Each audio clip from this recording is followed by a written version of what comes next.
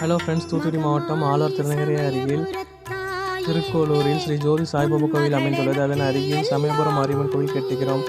அந்த சமயபுரம் மாரியம்மன் சிலைக்கு உங்களால் முயன்ற அன்புடை தந்து ஆதரவளிக்குமாறு உங்களை பணிவுடன் கேட்டுக்கொள்கிறோம். உங்களுடைய காணிக்கைகளை தரும் பட்சத்தில் ஜிபே ஸ்கேனர் மூலியமாக நீங்கள் அனுப்பலாம்.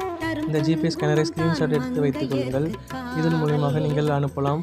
உங்களால் முயன்ற அளவு பணத்தொகையை காணிக்கைகளை அனுப்பி ஆதரவளிக்குமாறு கேட்டுக்கொள்கிறோம். The Samebura Mariamman temple is being constructed in our village.